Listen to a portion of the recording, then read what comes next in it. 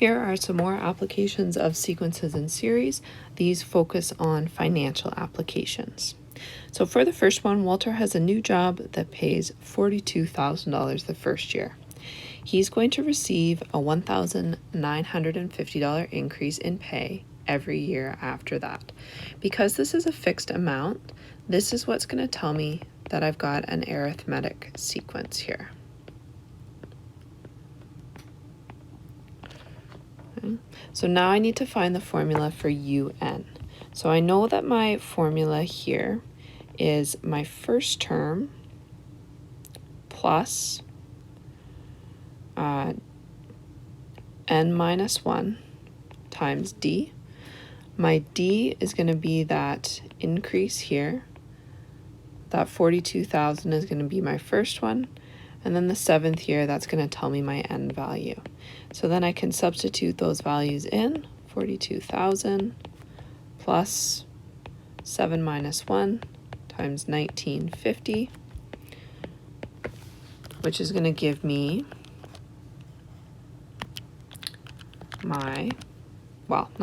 Walter's final salary in his 7th year. So $53,700 will be Walter's salary. So we can put that at the bottom. Walter's salary will be $53,700. Okay. The next one that we're going to look at deals with borrowing money. And so to take a technology course, Mark borrows at an interest rate of 4.75% per annum. That just means per year, and it's compounded annually.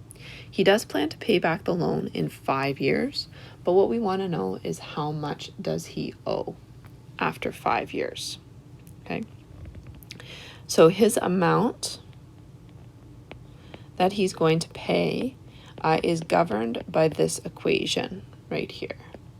N over N times T. Okay.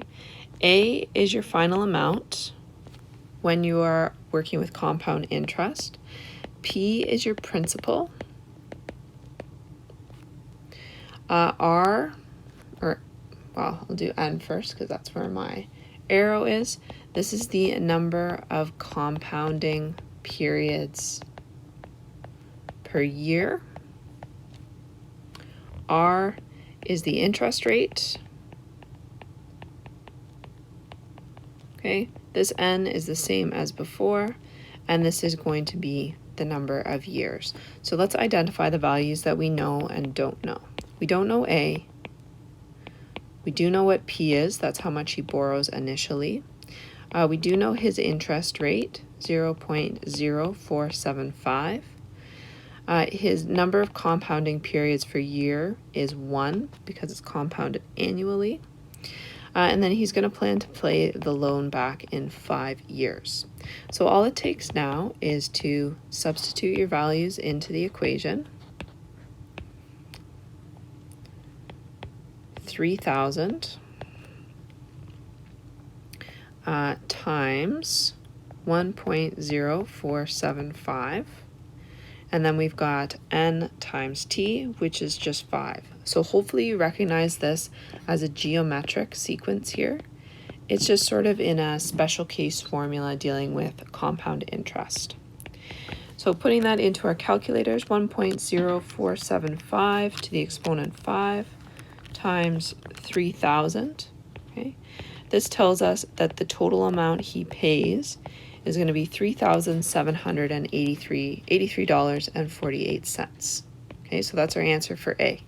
But now we want to know how much interest he's going to pay. The interest is going to be the amount, take away your principal.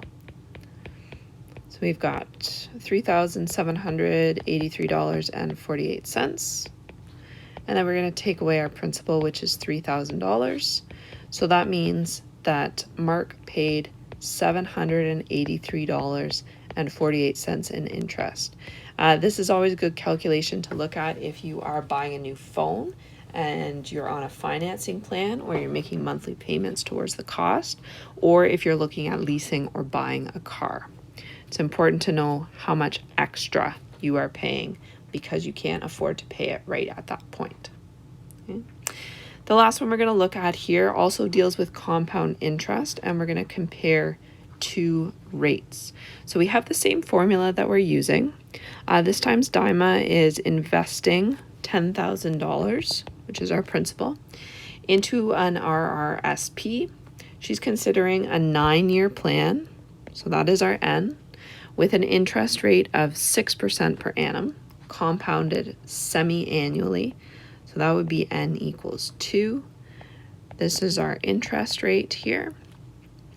And then she's also considering this plan over here. So same time frame, different interest rate. So R equals 0.0595.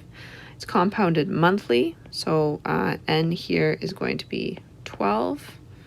Okay, and we want to know which plans she should use. So she's investing. So we want to know which one has the greater amount at the end of the 9 years. And this here should be T's instead of N. Okay, so let's find our amount for the first plan. So we have our principal. I'm just using the equation from example 2. Our interest rate. Well, and I guess I have to do something extra here. So I've got 1 plus 0.06 divided by 2, and then I'm going to raise it to the exponent of n, which is 2, times my number of years, which is 9. So this is actually something you can do all in one step on your calculator. 1 plus 6 divided by 2, okay, to the exponent 18 times 1,000, and I get $17,024.33 from the first one.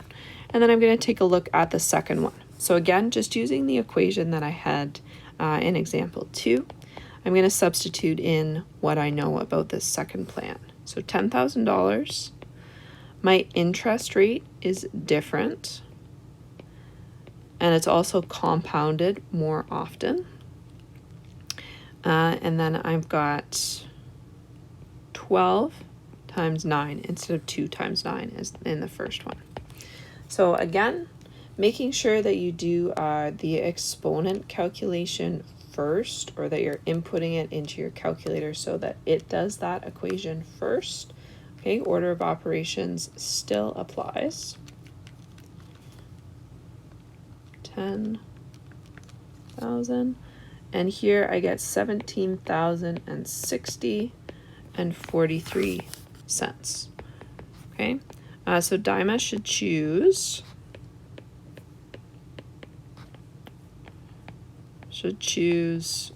plan B because she's going to earn more money.